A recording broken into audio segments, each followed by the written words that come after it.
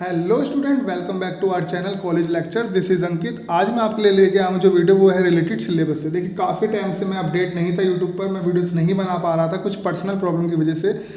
तो मैं रेगुलर अब आपके लिए वीडियोस प्रोवाइड कराऊंगा। ठीक है, आपको पूरा कोर्स कराऊंगा। जितनी भी क्वेरीज आपके इन दिनों में थी मैं उससे रिलेटेड ही वीडियो बनाने वाला हूँ। काफ़ी बच्चों की कमेंट आई थी इन्वायरमेंटल साइंस से रिलेटेड वीडियोज़ के लिए, तो मैं आपको पूरा कोर्स अब इन्वायरमेंटल साइंस से रिलेटेड कराने वाला हूँ। English medium, even Hindi medium भी। ठीक है, दोनों की वीडियो आपको डेली प्रोवाइड कराऊंगा, मॉर्निंग में इंग्लिश मीडियम और इवनिंग में हिंदी मीडियम। प्लीज़ आप चैनल से जुड़े रहिएगा और पहले की तरह चैनल को सपोर्ट करिएगा।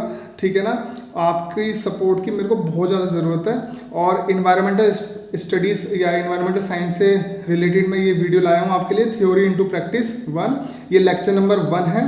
ठीक है, एबिलिटी एनहेंसमेंट कोर्स की ये वीडियो है। सिलेबस डिकोड करने वाले हैं 2023-24 का। ठीक है, सेमेस्टर 1 और 2 में जो सिलेबस है आपका, ये वही सिलेबस है। बीए प्रोग्राम या बीकॉम प्रोग्राम हो या बीकॉम ऑनर्स या बीए ऑनर्स वाले बच्चे हो, दिल्ली यूनिवर्सिटी एसओएल रेगुलर या एनसी वेब से। इग्नू वाले भी इसको देखकर फ़ायदा उठा सकते हैं क्योंकि इग्नू का भी सेम ही सिलेबस है।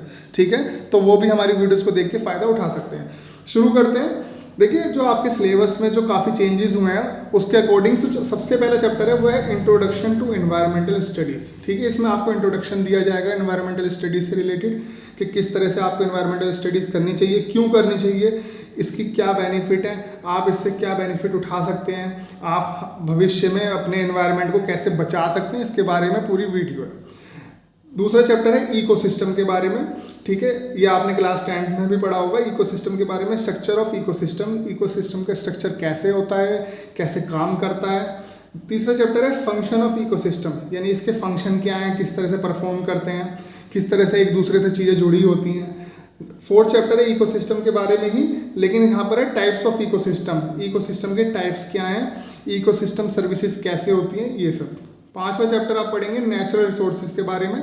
ठीक है, ये 5वां, 6वां और 7वां सेम चैप्टर है नेचुरल रिसोर्सेज के बारे में, लेकिन इनको डिस्ट्रीब्यूट या अलग अलग करके दिया हुआ है। तो पहला जो 5वां चैप्टर है उसमें हम लैंड रिसोर्सेज के बारे में पढ़ेंगे। ठीक है, भूमि संसाधन के बारे में डिटेल में पढ़ाऊंगा, पूरे चैप्टर्स पढ़ाऊंगा, सारा कोर्स कराऊंगा फ्री ऑफ कॉस्ट में। चैनल से जुड़े रहिएगा और वीडियो पसंद है तो प्लीज़ वीडियो को लाइक जरूर कीजिए। नेचुरल रिसोर्सेज में आता है वाटर रिसोर्सेज। ठीक है, जल संसाधन, जल के महत्व, जल को दूषित करने वाले कारण क्या हैं, भविष्य में जल की क्या स्थिति होने वाली है, ये सब के बारे में। नेचुरल रिसोर्सेज, एनर्जी रिसोर्सेज के बारे में पढ़ेंगे। ठीक है, जैसे न्यूक्लियर एनर्जी, ये सब। अगला है बायोडाइवर्सिटी। ठीक है, बायोडाइवर्सिटी के बारे में पढ़ेंगे, जंगल से जुड़े संसाधन, जंगली जानवर, इन सब के बारे में। 9वें चैप्टर में हम पढ़ेंगे बायोडाइवर्सिटी कंजर्वेशन की स्ट्रेटजीज क्या है, हम कैसे बायोडाइवर्सिटी को बचा सकते हैं, कंजर्व कर सकते हैं, प्रोटेक्ट कर सकते हैं, मैनेज कर सकते हैं, इनके बारे में। चैप्टर नंबर 10 में हम पढ़ेंगे इन्वायरमेंटल पोल्यूशन के बारे में। देखिए, चैप्टर नंबर 10 और 11 सेम है। ठीक है, लेकिन डिस्ट्रीब्यूट किया गया है अलग अलग पोल्यूशंस में।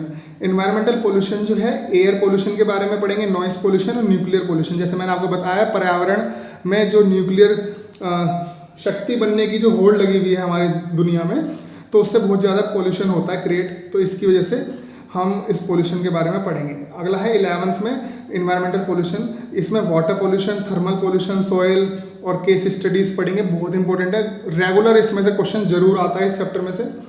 अगला है 12th nuclear hazard and human health risk. तो न्यूक्लियर हजार्ड से क्या प्रॉब्लम्स क्रिएट होती हैं, उस पर ह्यूमन हेल्थ रिस्क पे क्या इफेक्ट पड़ता है, जानवरों की हेल्थ पे क्या इफेक्ट पड़ता है, पेड़ पौधे कैसे डिस्ट्रॉय हो रहे हैं, उसके बारे में हम पढ़ेंगे। 13वें चैप्टर में हम पढ़ेंगे ह्यूमन कम्युनिटीज़ के बारे में और इन्वायरमेंट, यानी ह्यूमन कम्युनिटीज़ का और इन्वायरमेंट का क्या रिलेशन है, कैसे ये हमेशा से साथ रहे हैं और कैसे एक दूसरे को इफेक्ट करते हैं। चैप्टर नंबर 14 में पढ़ेंगे इन्वायरमेंटल लेजिस्लेशन इन इंडिया। ठीक है, कि इन्वायरमेंट से रिलेटेड कौन कौन से कानून, किस तरह से प्रावधान बनाए गए हैं, गवर्नमेंट का क्या रोल है और कॉमन मैन को कैसे भूमिका अदा करनी चाहिए अपनी, इस सब के बारे में। चैप्टर नंबर 15 में ह्यूमन कम्युनिटीज़ एंड एनवायरनमेंट के बारे में पढ़ेंगे, जिसमें मैनेजमेंट करेंगे। देखिए, चैप्टर नंबर 15 और 13 सेम लग रहा है, लेकिन यहाँ पर मैनेजमेंट के बारे में हम पढ़ेंगे, किस तरह से मैनेज करेंगे इन चीज़ों को, ह्यूमन कम्युनिटीज़ को और एनवायरनमेंट को एक साथ। और 16th चैप्टर है, लास्ट चैप्टर है आपका ये। इसमें है environmental communication and public awareness, यानी इन्वायरमेंट को कम्युनिकेट करने की क्या क्या अवेयरनेस, कैसे हम अवेयर कर सकते हैं पब्लिक को इन्वायरमेंट के लिए। ठीक है, कैसे जागरूक कर सकते हैं।